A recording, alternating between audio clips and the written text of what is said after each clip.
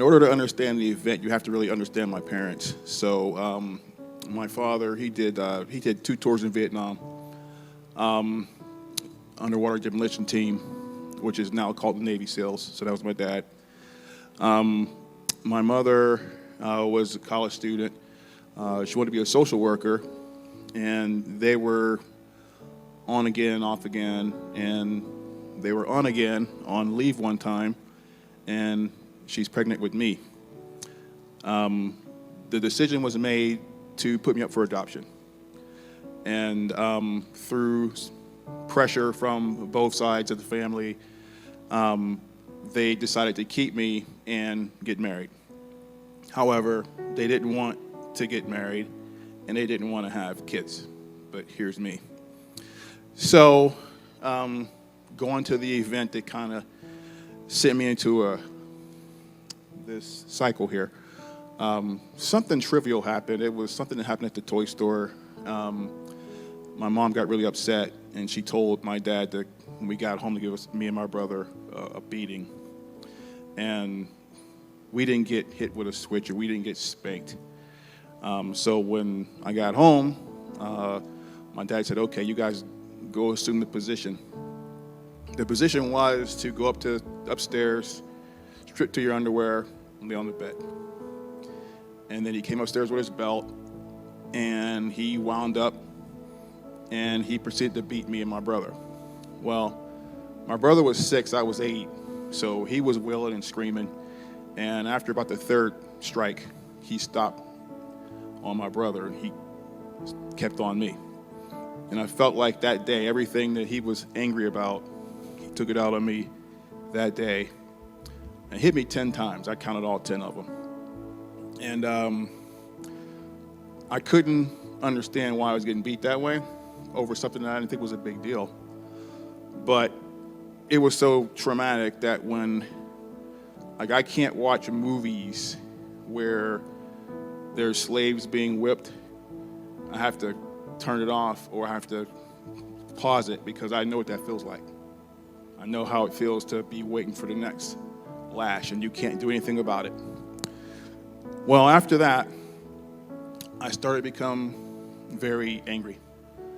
And when I would talk about it with my parents, it wasn't that bad. It could have been worse. You're making a big deal out of nothing.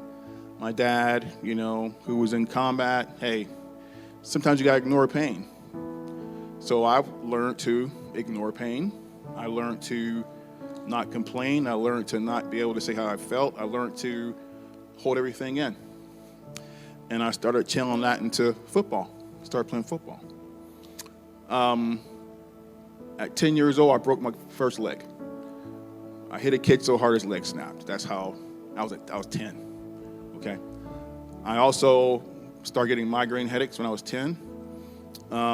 By 16, I had an ulcer. By 30, I was drinking, blacking out. By 50, I was 280 pounds, high blood pressure, pre-diabetic, depressed.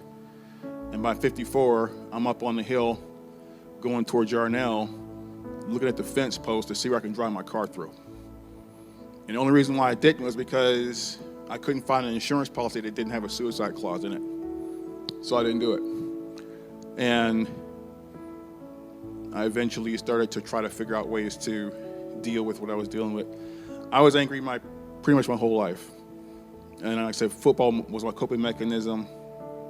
And I didn't realize how bad of a guy I was on the football field. Parents tried to get me kicked out of the league at 11, 12 years old. They didn't want me to be out there because they were afraid I was going to hurt somebody, which I did. I hurt a lot of players, including myself. But once again, ignore the pain. I played a whole season with a broken collarbone because that's what you do. You ignore pain. But that was the lie. It's never that bad. It could have been worse. You're exaggerating. And I learned how to not. I pressed all that down. And so after football was over, I got to college, and I played college ball. I had some injuries. Then I became a full-blown workaholic. Still an addict. I still go through, my 12 steps. That was one of my mechanisms for coping, was become a workaholic. And work is probably the worst addiction you can have, because you don't get rewarded for losing the most money in a casino. You don't get rewarded for snorting the most lines of cocaine or shopping the most.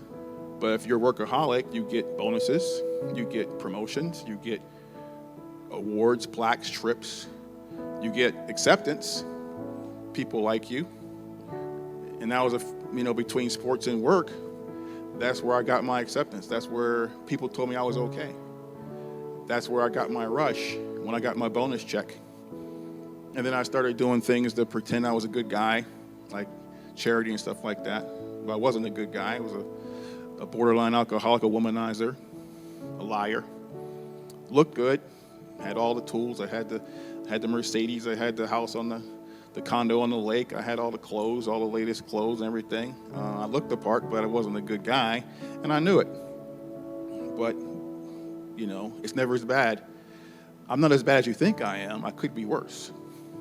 That was always my thing, that when I would say to people, I could have been worse. It wasn't that bad. That's the cycle. So finally, I drove down the hill, and I said, you know what? Come get me. Either kill me or save me, but make a decision. And I prayed about it, and through a series of events, I got led to reset. And I've been to Freedom, I think this is my 5th or 6th time. And on the 4th time, I was in the back, and we were singing a song, and Carissa said, everybody hold your hand up, and I held my hand up. And as I was holding my hand up, I got dizzy. And I got real dizzy, and I felt like I was going to pass out. And so I thought I was sick. And so I sat down, and as I was sitting down, someone came up to me and said, I don't know if you understand what just happened, but there was something on your back, and it's gone now. And now, up until that point, I didn't believe in stuff like that. I thought that was always made up. I didn't believe that could really happen. But I know I felt so much lighter. I felt like something was changed.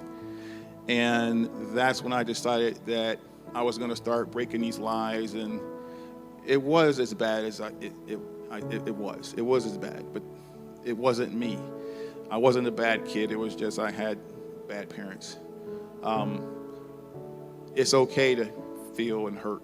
It's okay to have pain. It's okay to cry. I was in the Reset together with 4 ladies. I think I cried more than they did. Okay?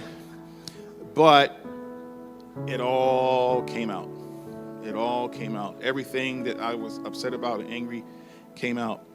And the reason why I came here this time was this is the first time I've actually been here where I wasn't upset about anything. And I wasn't mad, or didn't feel like crying. So I came here this time, hopefully, maybe somebody gets something out of my story, that it can happen. I was 55 years old, and I can't remember not being angry about something as far back as I could think. But tonight, I'm not angry. And I'm okay. So all I want to say is, just believe there is it may seem like it's never going to end. And God protected me a lot of times, because I can tell you right now, I don't know how I got home. I look at my car in the morning and I'm like, how did I park that? Or why did I park it that way? I would wake up with people in my house I didn't even know who they were. Sometimes I would pat myself on the back. Other times I was like, I got to get her out of here before the neighbors wake up, because I don't want to explain this one to anybody. Just being out there, just doing stupid stuff. I probably could have died many times or killed somebody else, but I didn't.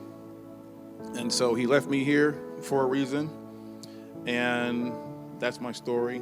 And hopefully somebody gets something out of it. Thanks.